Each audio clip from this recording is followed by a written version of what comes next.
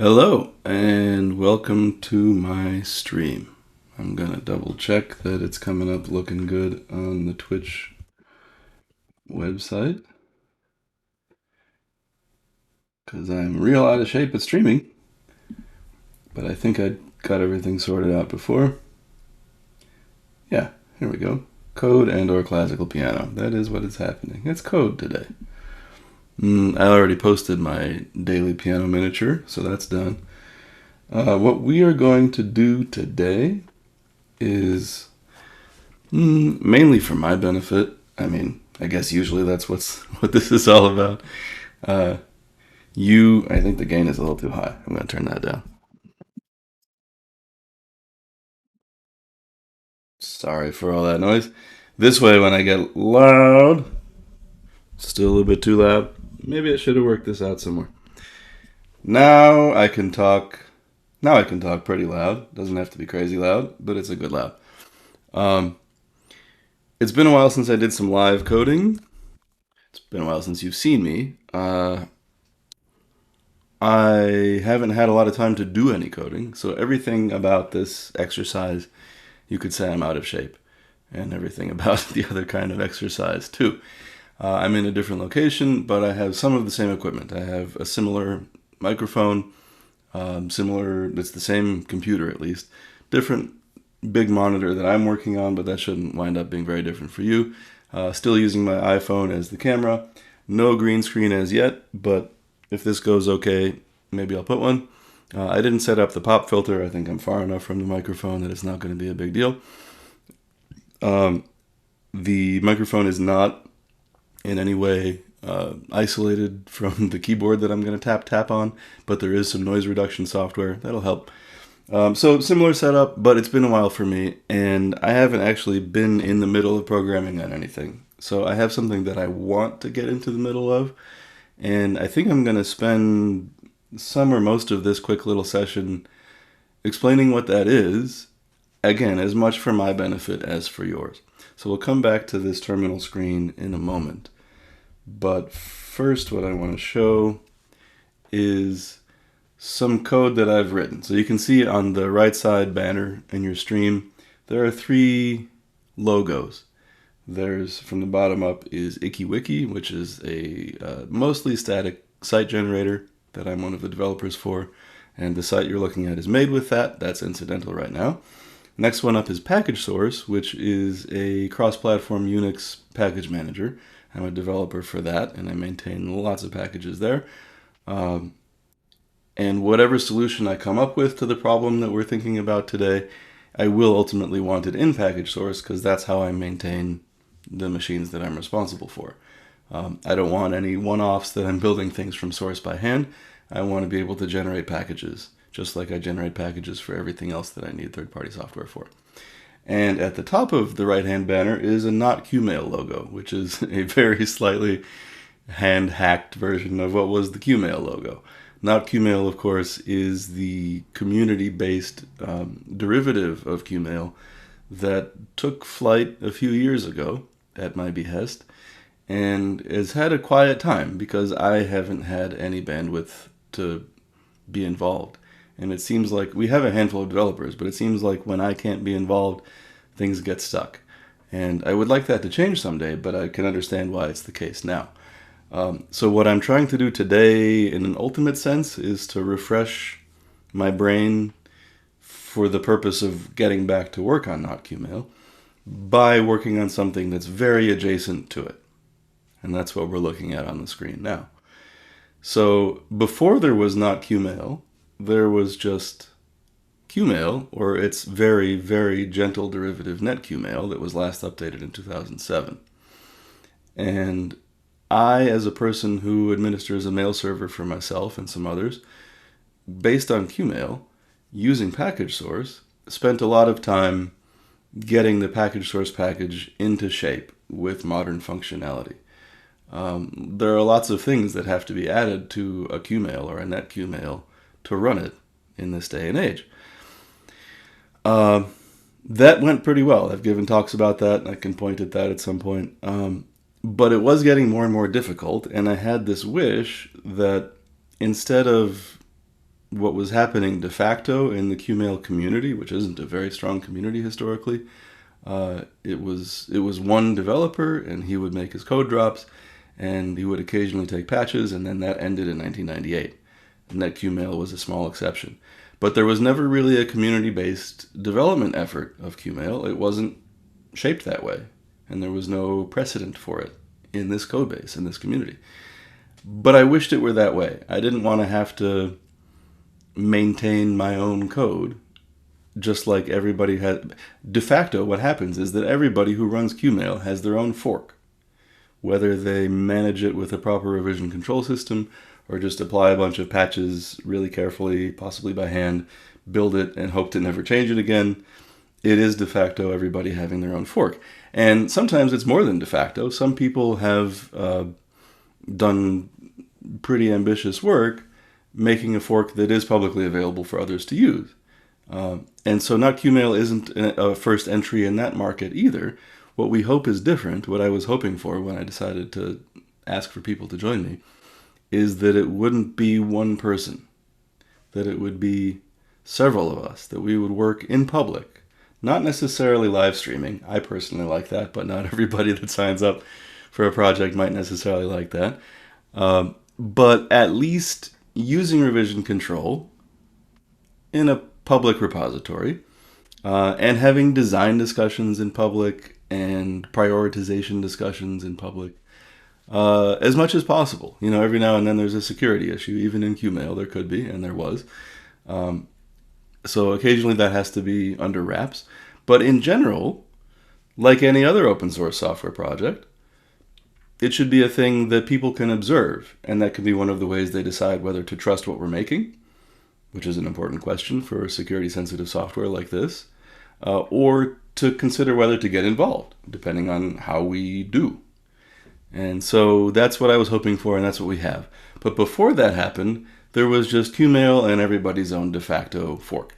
And so for my de facto fork, which was whatever package source would give you, I wanted to manage encryption and authentication without patching, because patching is a headache. And when you automate the patching for a package manager, it has to work by itself. You can't be doing any manual labor, and you definitely don't want to get yourself in a situation where you added features, they're being relied on, and whenever there's some kind of an update, you have to be the one to rebase those patches, especially if they're security sensitive. I wanted to avoid being in that position. So I thought through what would have to be true of the Qmail system for me to be able to add TLS encryption and SMTP authentication without changing any of the existing code. This could work with a vanilla Qmail plus more programs that I could compose into my command line.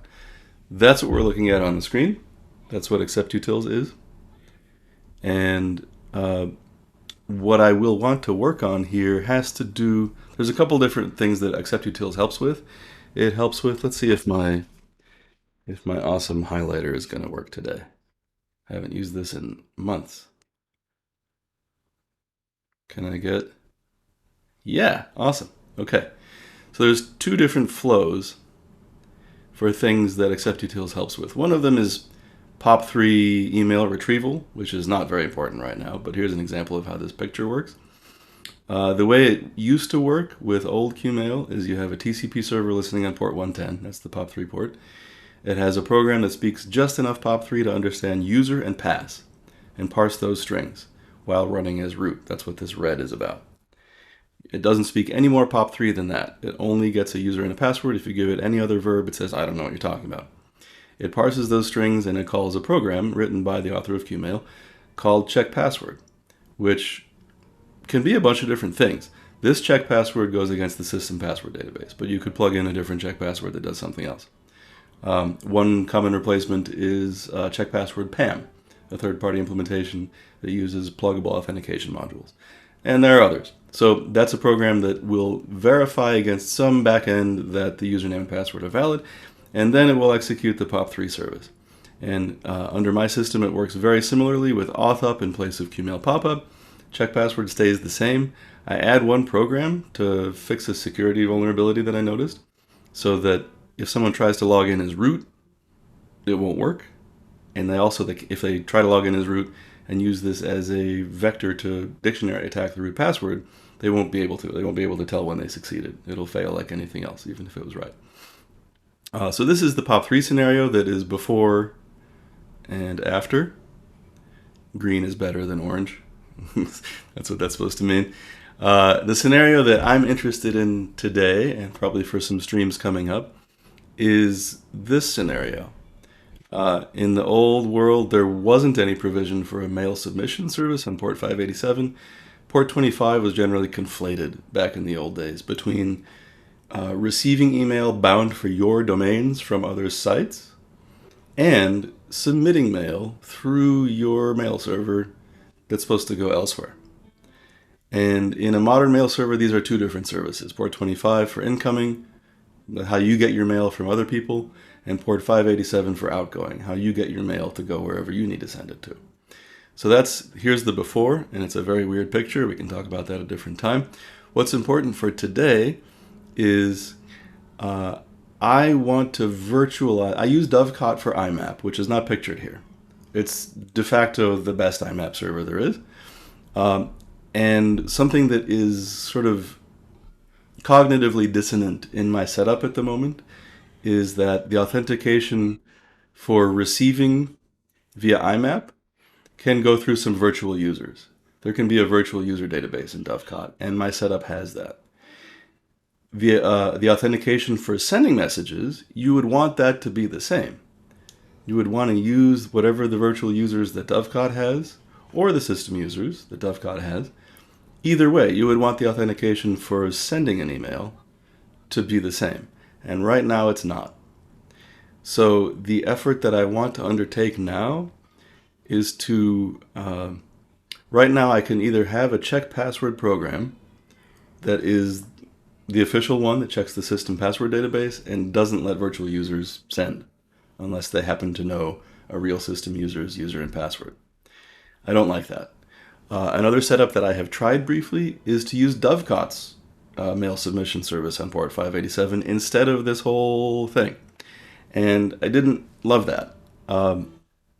It handled the authentication part right, but then I lost some of the cool features that I had by submitting in this particular way with this particular, authenticated as whatever your user ID is. And so what I wish existed is a check password program following the check password interface whose backend is Dovecot, so that I can keep my service shaped this way, running on port 587 with an auth up, and instead of DJB's check password, a different check password, but that works the same way, except that it's asking Dovecot instead of the system database. And Dovecot can do what it already does to decide whether to ask the system database or a virtual user database. And so I'll get the right kind of answer in both cases, which is what I want, instead of just in one case, which is what I have now. And then carry on through to submitting a message with the features that I have now. So in summary, I want to write a check password program or find a check password program that can authenticate against Dovecot's database. And the ramifications of that are not clear to me yet, but that's what I'm trying to figure out. So let me show you what I've found so far, and then I think that'll have to be enough for today. I can hear some screaming kids.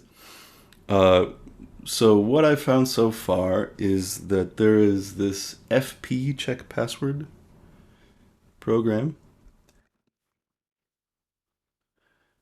And we could take a quick look here. It's an implementation of Dovecot's check password. So that's not entirely clear.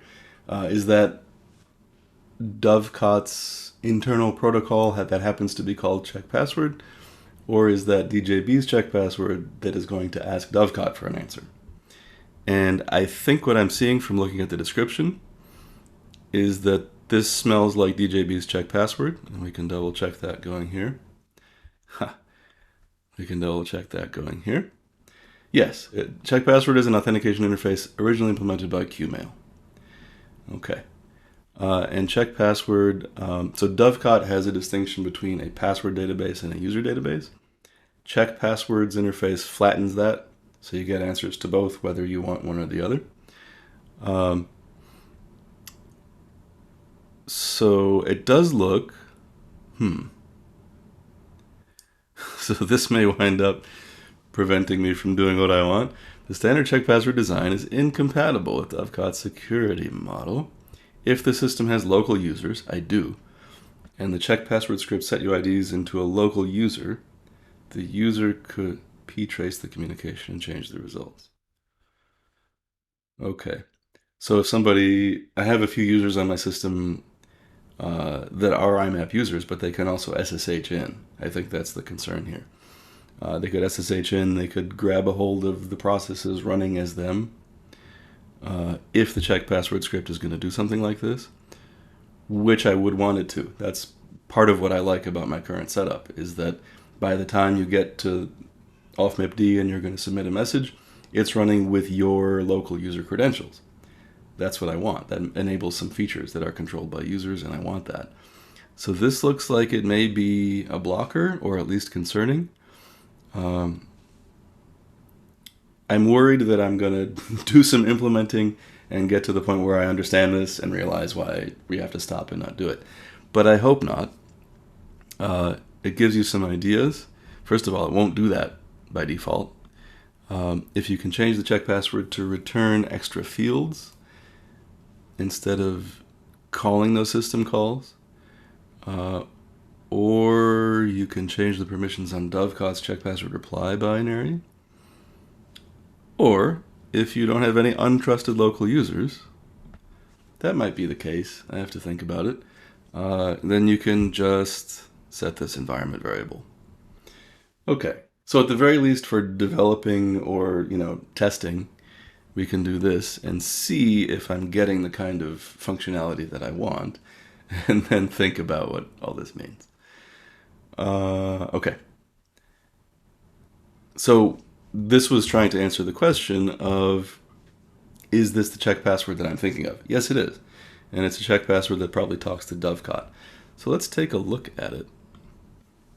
This is the C file.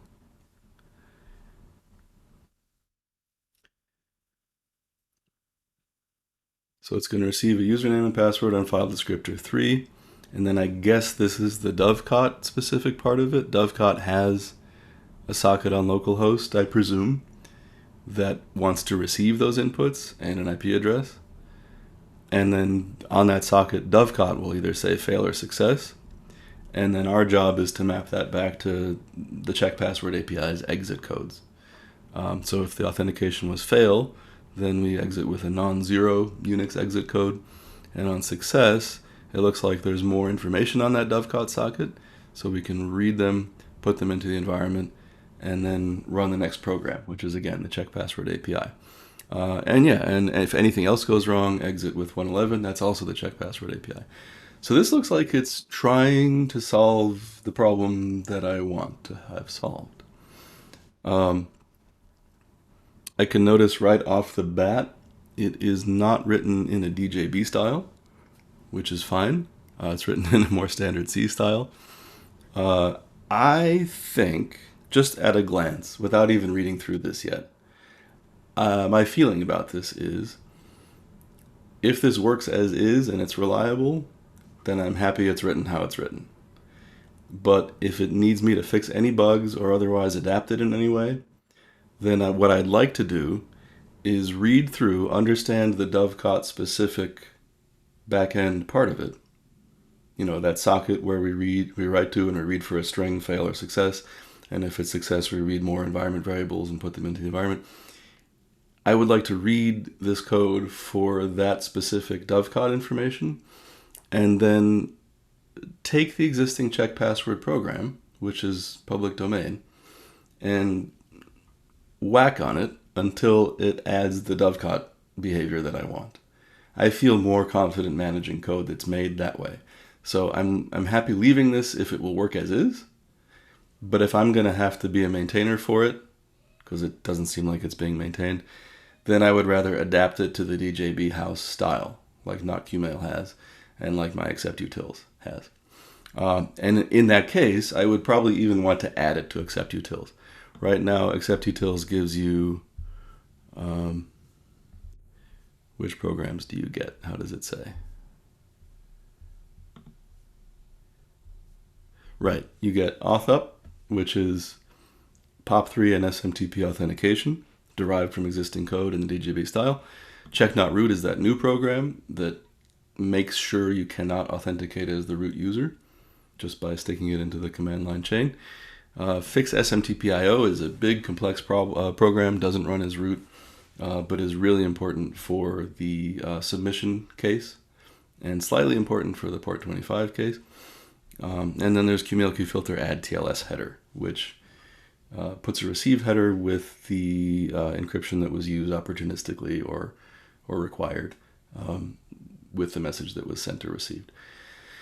So what I would probably do in the event that I have to maintain this code myself is I would take a copy of DJB's checkpassword and then add the Dovecot specific understanding that I would glean from reading this to that, and then add a new program to accept utils. Checkpassword -Dovecot or something like that. So that's the direction that we're going to head. Let's read through this quickly. Let's start down at main, wherever that could be. Here, line 99. Right, so we saw in the brief description of the documentation that the three things that Dovecot wants from us are these three things: username, password, and remote IP. Username and password will be given on the file descriptor 3, and remote IP, I guess, we get from somewhere else. Let's read this in a proper text editor, shall we? So I have the beginning of a package source package for this, and that will help us, not that, that will help us look. Let's get down to main. Yeah, so where do we get remote IP from? Oh, right, we can assume that we're running under a TCP server. This is another DJB API, UXPy TCP, sets environment variables based on the connection before running a child. So it looks like we expect to run under that environment. That's easy enough. That's where we get remote IP from. And we write that to the socket, or we can't write to the socket. And then we check for success. Clear env. I noticed I didn't have this, at least on my Mac OS system, so that's a portability thing. There are other ways to do that if you're running in a Bernstein command chain. So if I wind up maintaining this code, I will, which I feel like I probably will, then I would avoid that call, which seems to be not portable, and make sure the environment is cleared a different way. Yeah, this is very... Okay, so this is a little different than what the documentation said. The documentation said if the result is a failure, we return 1. I like this better than what it says. This code is better. If the success is exactly the string we get, good. Otherwise, it was a failure. I think that's a better default behavior. What else happens besides main? Give ourselves 8 seconds. Cute. Okay. I'm not sure I would keep that either, but okay. So we're reading usernames and passwords from file descriptor 3, null delimited. What is this timeout for? Who calls it? Is that for the signal function with that callback? Okay. Next thing that happens is read environment from a socket. So I guess this is in the success case when Dovecot says you're authenticated and here's some more information you might want to give your child process. Then this is how we get it. Right, that's in the success case. So we are just reading lines, trimming new lines, splitting on equals.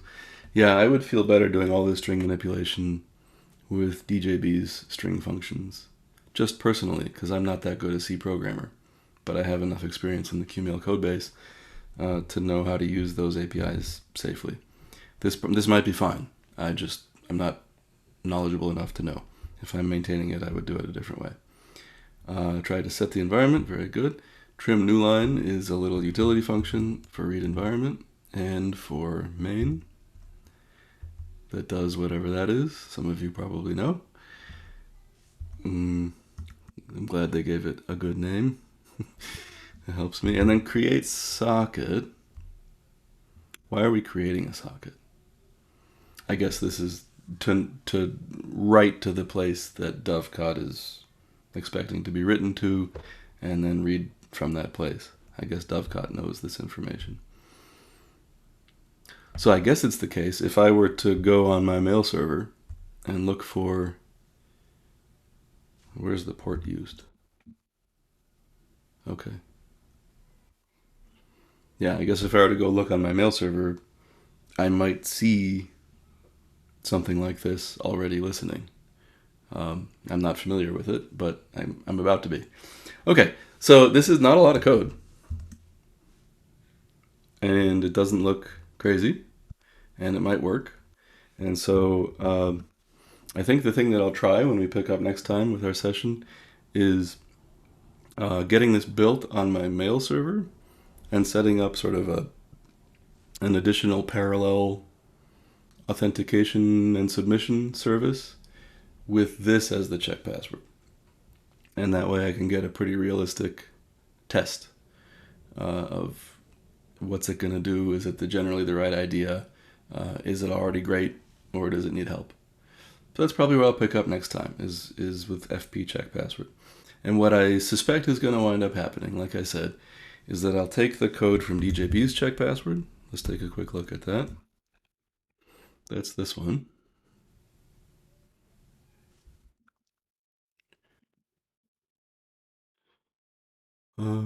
I guess the main program is this one. A lot of that other stuff is libraries.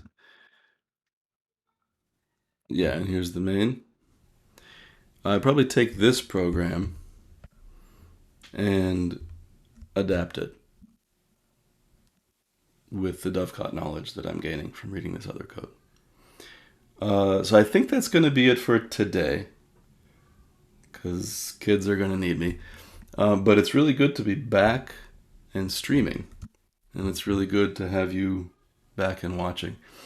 Next time we'll do some more coding, now that I've reminded myself what I'm here to do and helped explain what I'm here to do.